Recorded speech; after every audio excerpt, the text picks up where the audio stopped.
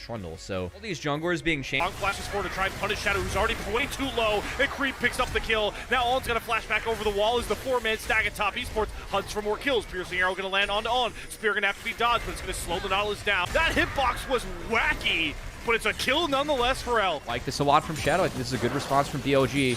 I don't think top esports can take this fight. Kasante just not as strong as the Rumble right now. Conditions much better for the Rumble too. 369. Wasn't ready for On in that bush. Gonna have to go all out, but doesn't get over the wall here. Fights them on two sides, and the Chains of Corruption is gonna land on top of Shadow. They're just gonna burn through him. Equalizer and Inferno Bomb do come down. Cream is caught between the Equalizer and the wall, and Bin's gonna run him down. Flash over the Emperor's Divide. Elkis gets his curtain call cancel on the backside of the fight. Bin tries to protect his AD carry. Out of mana is 369. Elkis running away with those 50 boots and crit shots the forehead of 369. Now Kanavi, the only one left up to try and pick up the scraps. I'm gonna cover, curtain call comes down. They're hunting for more kills over the wall, and Knight is just landing these bombs. But On goes a bit too far forward. Another bomb, the Arcade Comet, the burn. No, Jackie Love and Kanavi on a sliver of HP. For Equalizer, 369 gonna dash out the main damage, then use it all out to go back forward. Shadow can't juggle the turret aggro any longer, but four members is enough. Unstead this Solar time. Flare, a Chains of Corruption, the Flash, a little bit too late. Hong will pick the kill up, but it's On caught. Okay, he has Cleanse and Flash. He's gonna flash basically in place and somehow walk his way through the Sand Soldiers. That was an interesting interaction, but it's still both. Oh! Elk! Get down, Elk! Walk past the river midline, and 369 once again 4v1, but this time he doesn't have his turret to protect him. They're TPing, and Cream feels a bit too late. Cream is maybe TPing into his depth, but they're going to respect Hong on the flank with no tier 1 turret up. The Solar Flare is not going to land, though. Zenith Blade going to land onto On. Shadow still doesn't have any subjugated. Equalizer's going to do a ton of damage. They're trying to lock up Jackie Level back into this fight. Cream puts the turret back up, and now Shadow's flashing after Kanavi, but Kanavi's surviving, thriving, healing through it all. Bin with the Flame Spinner will do enough to turn the fight back. Crit shot, where's it gonna go? Gonna hit onto Hong, but again, 369, how much can he take on the front line? Bin on the flank with a huge Equalizer. Look how it locks up TS. They're stuck between a literal blaze and a wall, and they're gonna burn On down as Knight comes over top with the bombs of destruction. Cream gonna fly a bit late, but he has no support here. 1v5, he trades Shadow, but now the mid-tier 2 turret's here to get knocked down. He already had the book. He got some more pen here. Yeah. Boy, all right. He went both last game too. Oh, Zenith Blade onto On. Tons of damage drop through. Chains of Corruption, Solar Flare. All this onto On. So they commit about 2.5, 3 ultimates to kill off the BLG support. They have a man advantage. Bin TP's in.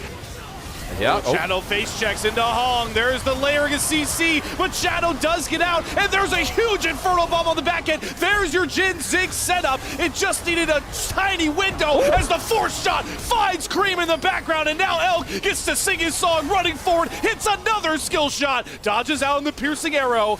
That was a good try on the setup.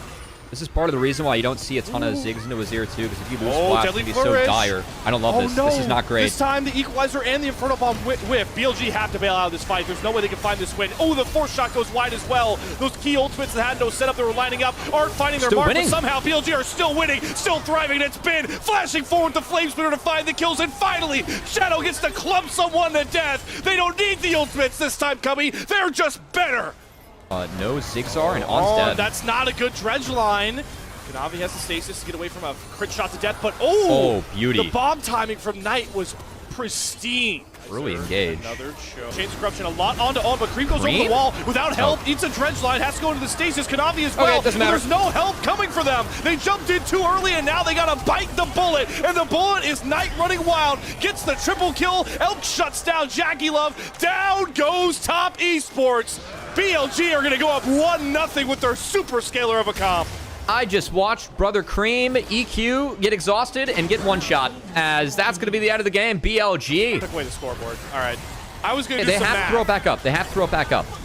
I was curious. I wanted to commit to some math to show how great that scoreline is.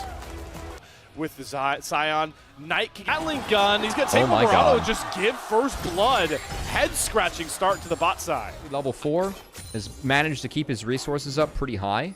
actually in decent shape, so this bot lane matchup, Jackie despite Love the kill... eats a blade caller. What?